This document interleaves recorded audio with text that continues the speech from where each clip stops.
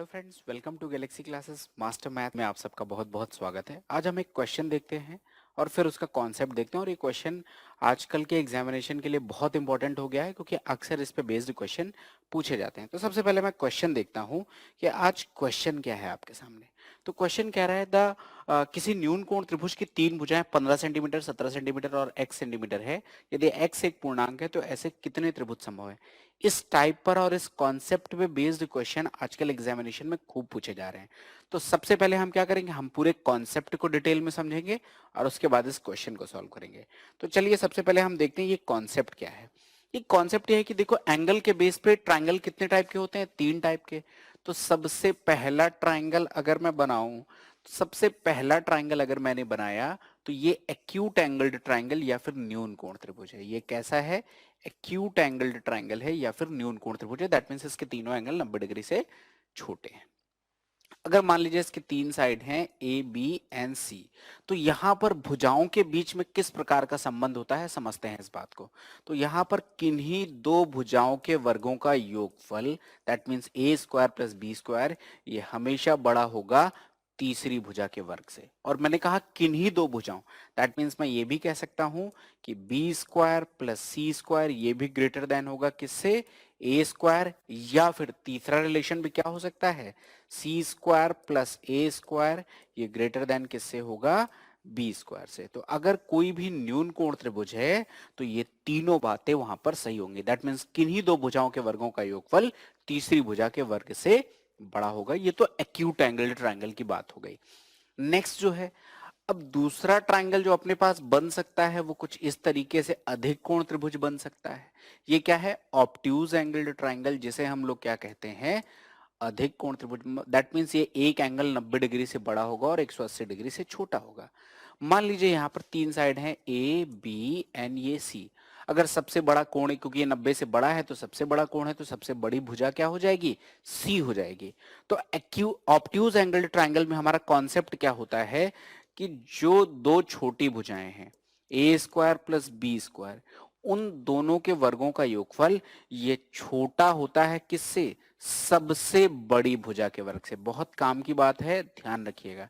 मैंने क्या कहा, जो दो छोटी भुजाएं हैं उनके वर्गों का योगफल सबसे बड़ी भुजा के वर्ग से क्या होता है, छोटा होता है। और राइट एंगल ट्रायंगल तो आप सबको पता है, तो यहां पर एग्जैक्टली इस कॉन्सेप्ट पे तो क्वेश्चन नहीं बनते हैं। अगर यहाँ पर ये ए है, ये बी है और ये सी है, तो यहाँ पर क्या होता है, यही हमारी पाइथागोरस थ्योरम भी है, ए स्क्वायर प्लस बी स्क्वायर बराबर होता है सी स्क्वायर। ये एक कॉन्सेप्ट है। उम्मीद है ये कॉन्सेप्ट आपको समझ में आ गया होगा, इसमें कोई डाउट नहीं है। इसके सिवा एक और कॉन्सेप्ट भी है जिसको भी हम पढ़ लेते हैं और उसके बाद हम उस क्वेश्चन पे जाते हैं। अगला कॉन्सेप्ट क्या है उसको भी जरा हम डिटेल में समझते हैं। तो अगर मैं नेक्स्ट कॉन्सेप्ट की बात करूं, तो नेक्स्ट कॉन्सेप्ट ये है कि अगर कहीं पर मेरे पास ये एक ट्राइंगल है और इस ट्राइंगल में एक भुजा ए है, एक भुजा बी है और एक भुजा सी है, तो ये सी का मान क्या क्या हो सकता है, सी की वैल्यू क्या क्या हो सकती है। तो मैं कहूंगा कि सी का मान लीजिए थोड़ी देर के लिए मैंने मान लिया कि ए क्या है, बी से बड़ा है। ए अगर बी से बड़ा है तो मैं कहूंगा कि ए माइनस बी से बड़ा होना चाहिए तीसरी भुजा का मान, और ए प्लस बी से क्या होना चाहिए, छोटा होना चाहिए तीसरी भुजा का मान। मतलब क्या है कि एग्जाम्पल के माध्यम से इस बात को समझते हैं।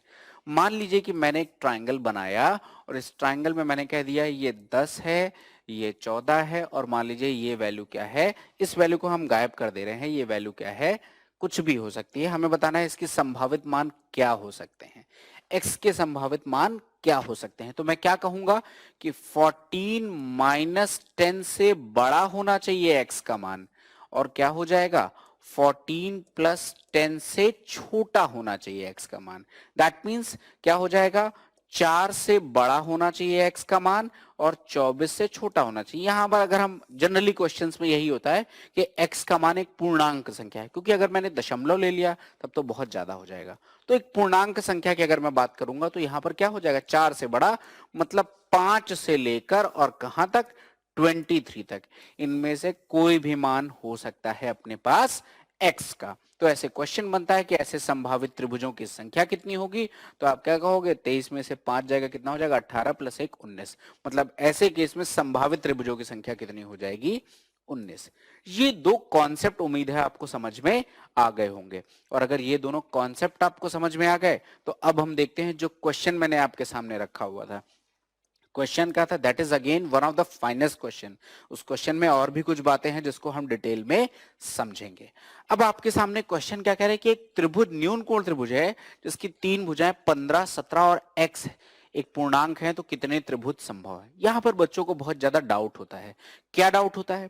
बच्चे क्या सोचेंगे कि अभी मैंने कंडीशन बताया कि अगर एक न्यून कोण त्रिभुज है, यहां पर एक 15 है, एक 17 है और एक x है, तो आप क्या करोगे? 17 माइनस 15 से बड़ा हो जाएगा x का मान, और क्या हो जाएगा?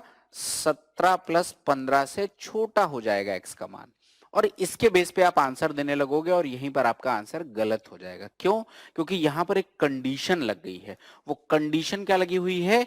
ये एक न्यून कोण त्रिभुज है, तो यहां पर तो ऐसे कई मान आ सकते हैं जो इसको क्या बना रहे होंगे? जो इसको आपका अधिक कोण त्रिभुज बना सकते हैं। और अगर 15, 17 है तो यहां पर एक मान क्या हो जाएगा? एक मान 8 भी आ जाएगा।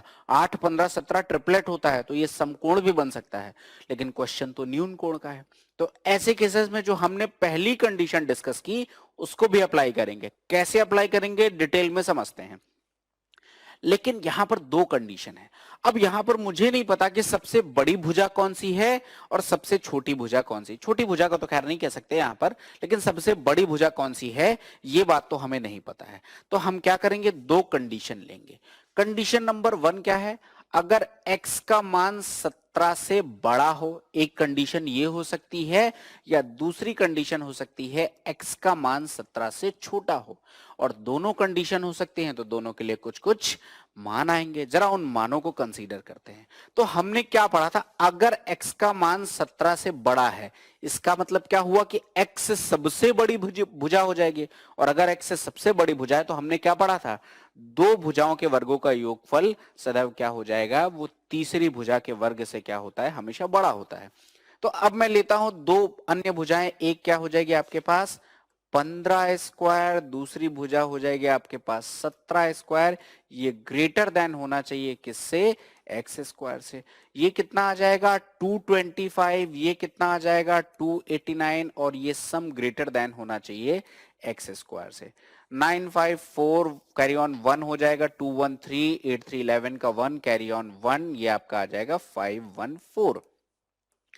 मतलब x एक ऐसी पूर्णांक संख्या, क्योंकि यहां पर पूर्णांक की बात किया गया है, x एक ऐसी पूर्णांक संख्या है जिसका वर्ग 514 से बड़ा है। पूर्णांक संख्या है तो दशमलव में नहीं लेंगे। 22 का स्क्वायर कितना होता है? 484। एंड 23 का स्क्वायर कितना होता है? 529। मतलब x का मान 23 तो नहीं हो सकता है, नहीं तो फिर क्या हो जाएगा? यहां पर ये गड़बड़ हो जाएगा क्वेश्चन। तो x का मान यहां पर क्या हो सकता है? x का मान 22 हो सकता है। x का मान क्या हो सकता है? यहां पर 22 हो सकता है, या फिर 22 से कोई छोटी वैल्यू हो सकती है, क्योंकि 23 कर देंगे तो 514 से बड़ा आ जाएगा, तो फिर हमारी कंडीशन वायलेट हो जाएगी। तो हम क्या कहेंगे? x इज लेस देन और इक्वल टू 22। मतलब x का मान या तो 22 हो सकता है या उससे छोटा होगा। ये हमारा यहां से वैल्यू आई। अब जरा मैं सेकंड कंडीशन देखता हूं। सेकंड कंडीशन भी तो है यहां पर। क्या है? अगर x 17 से छोटा हुआ तब क्या होगा? तो उस केस में देखते हैं हम क्या कहेंगे। 15 स्क्वायर प्लस में क्या आ जाएगा आपके पास? X square. और इस केस में ये वैल्यू ग्रेटर देन होने चाहिए किससे? 17 स्क्वायर से। सबसे बड़ी भुजा इस केस में क्या हो गई? 17। तो अभी मैं यहां से अगर एक्स स्क्वायर की वैल्यू देखूंगा तो ये कितना आ जाएगा? 17 स्क्वायर माइनस में 15 स्क्वायर। तो एक्स स्क्वायर बराबर कितना आ जाएगा? 8, 15, 17 एक ट्रिपलेट होता है, इसलिए मुझे डायरेक्ट पता है कि एक्स स्क्वायर बराबर नहीं होगा। यहां पर एक्स स्क्वायर का मान क्या आना चाहिए? ग्रेटर देन आना चाहिए किससे? 64 से। मतलब क्या हुआ इसका? मतलब ये हुआ कि x का मान 8 से बड़ा होना चाहिए। x इज ग्रेटर देन 8 आ जाएगा। मतलब x का मान क्या होना चाहिए? 8 से बड़ा होना चाहिए। तो हमारे पास दो कंडीशन आई। x का मान 8 से बड़ा होना चाहिए और x का मान 22 या 22 से छोटा होना चाहिए। तो मैं कह सकता हूं x का मान 9 से लेकर, x का मान क्या हो जाएगा? 9 से लेकर कहां तक हो सकता है? 22 तक। 9 से लेकर 22 तक ये हमारे पास x का मान हो सकता है। तो टोटल कितनी वैल्यूज आ जाएंगे आप काउंट कर सकते हैं। 22 में से 9 जाएगा, कितना बचेगा, 13 प्लस 1, तो आंसर कितना आ जाएगा, 14। दैट मीन्स ऐसे केसेस में 14 ट्राइंगल्स पॉसिबल हैं। कितने ट्राइंगल्स पॉसिबल हैं, 14 ट्राइंगल्स। बहुत इंपॉर्टेंट क्वेश्चन है, आजकल एग्जामिनेशन में खूब पूछा जा रहा है। अगर आपको बात समझ में आ गई तो कमेंट करके बताइए, कोई डाउट है तो भी आप कमेंट करके पूछ सकते हैं।